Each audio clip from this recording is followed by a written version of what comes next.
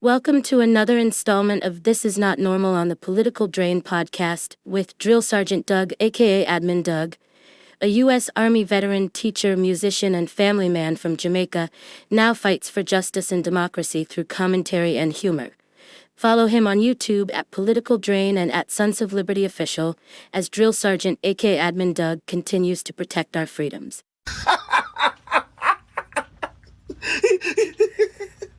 You stupid idiot. You failed at the Kennedy Center honors of all things. Low ratings. Your nemesis beat you. Oh, God, no wonder your own daughter hates you. Whew.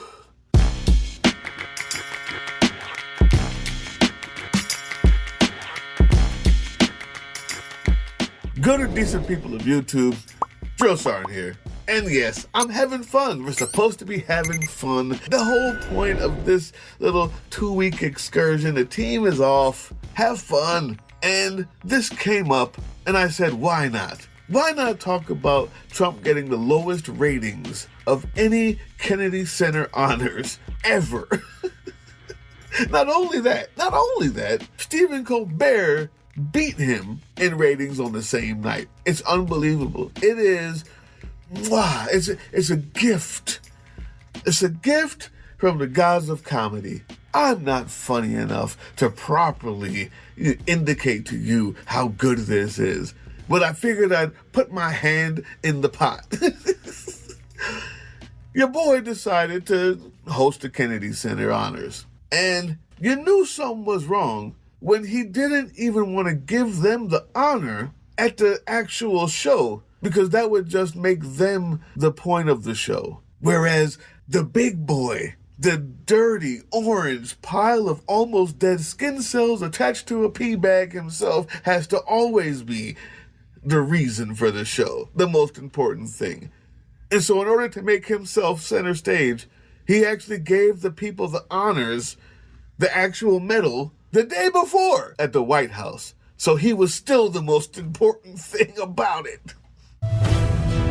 Meanwhile, those inside the center noticed two glaring differences in the Trump era.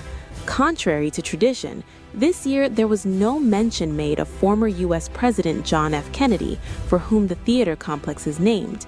The traditional backdrop wall with all the names of past recipients was also gone. Before recording the show in early December, Trump presented medals to the honorees in the Oval Office. Great people. In a few moments, we will be presenting these stars with their Kennedy Center honors medallions, which were redesigned this year with the help of the fantastic team at Tiffany & Company. And I want to congratulate them. They have done a fantastic job.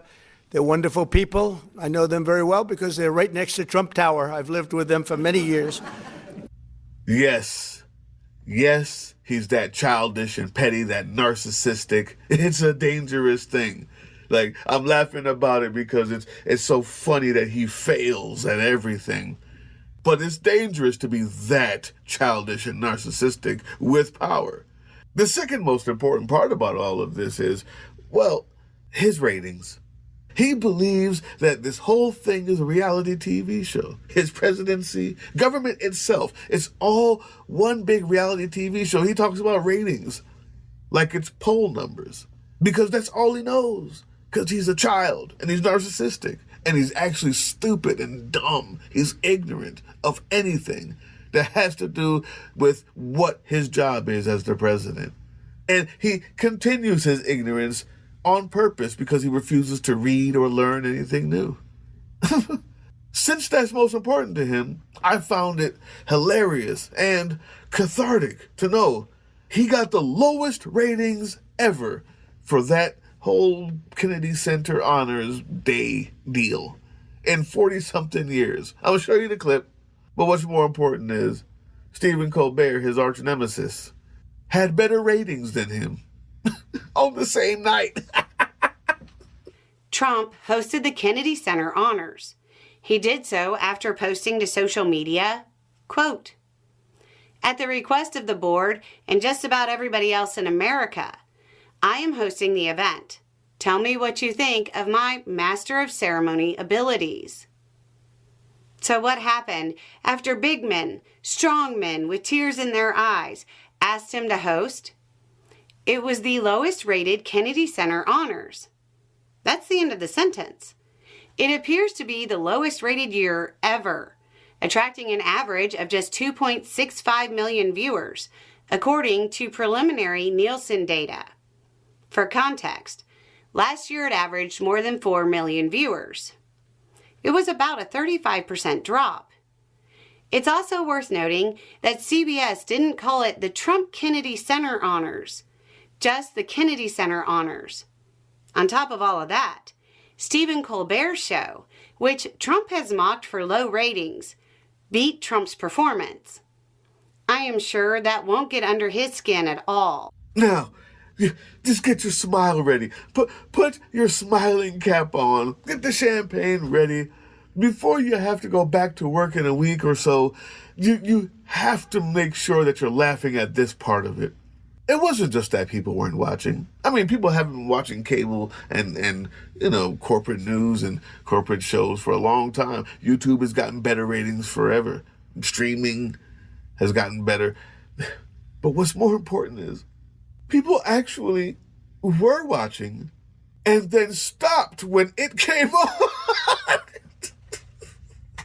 He's so hated.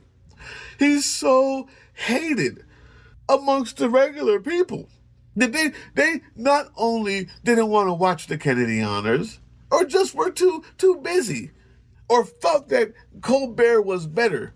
What happened was the credits came on, the music started, and they turned it off on purpose. Watch this. As CBS rolled out its broadcast of the 48th Kennedy Center Honors, viewers made a different choice. They turned the television off, not because of the honorees, not because of the performances, but because of one man.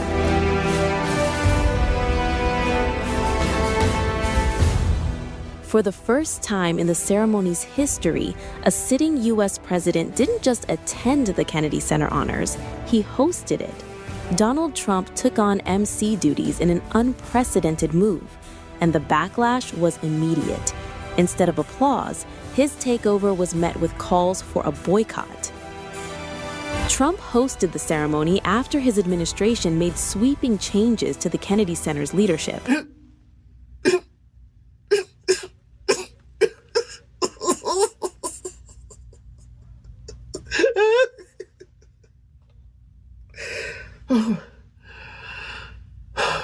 And you guys know I'm about the nuance. I try to get deeper into the story. But for the past week or so, and probably until the first, this is what you get. It's hilarious. But I will give just a little bit of nuance. Look here, right there. What you see here is CBS reporting that he failed. He's a failure. Nobody likes him. He's a bloated orange wannabe. And everybody was boycotting that. The thing about CBS is it's now controlled by a chubby, ignorant, lesbian, Jewish woman. That's not funny. The funny part is that she only fights tooth and nail for skinny, Nazi, ignorant, but straight white Christian men. It's hard to believe. It's hard to believe. But that's her stance. And this is America. So, she's allowed to have it. And in Trump's America, she's allowed to lead an entire news network. So what you see there is very important. They almost had it. The person who, the people in the room who said, this is a worthy story, let's talk about it, they erased the video.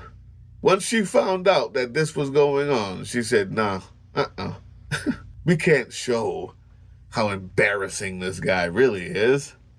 They erased the video. And so I guess that's why this is important, not just funny.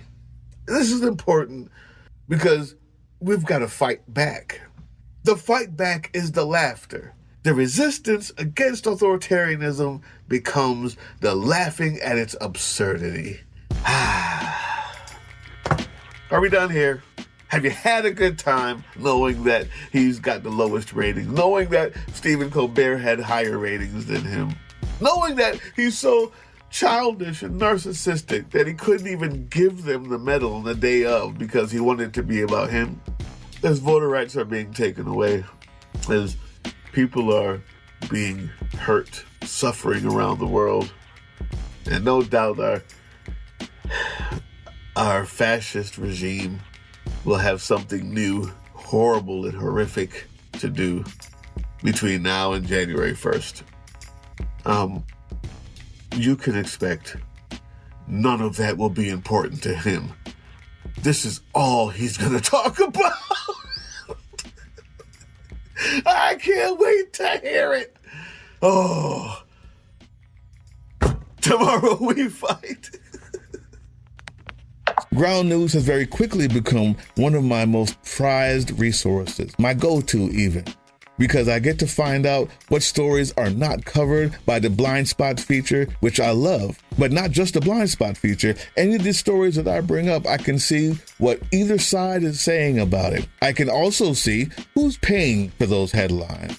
It tells me who owns the publication, which also lets me know who they're writing it for. Many times, none of that is for us, but understanding the context helps us understand the story. Ground News is absolutely one of, if not the best way to know that you've gotten every side of a story and that there's not enough spin in the world that could have you misinterpret it. Hey, yeah, you.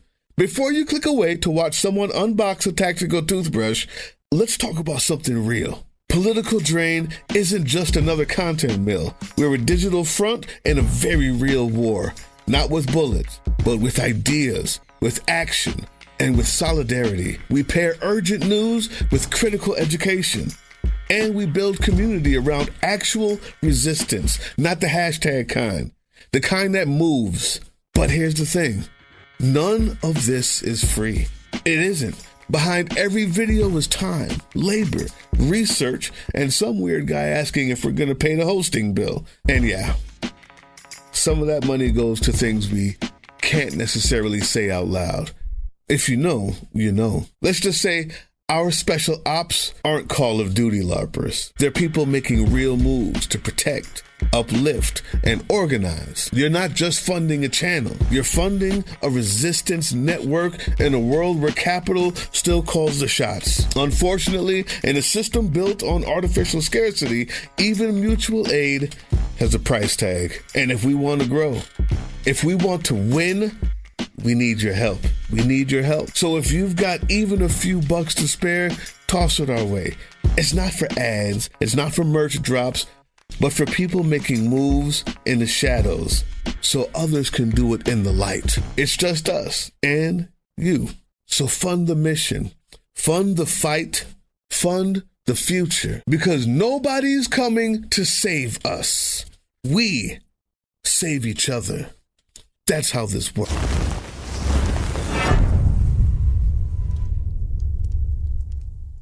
That was the Political Drain podcast, which can be heard on www.groovechillradio.com/political-drain and can be viewed on the Political Drain YouTube channel anytime. Once again, thank you for listening to Groove Chill as we resist fascism in any form, pursue democracy, peace, and love.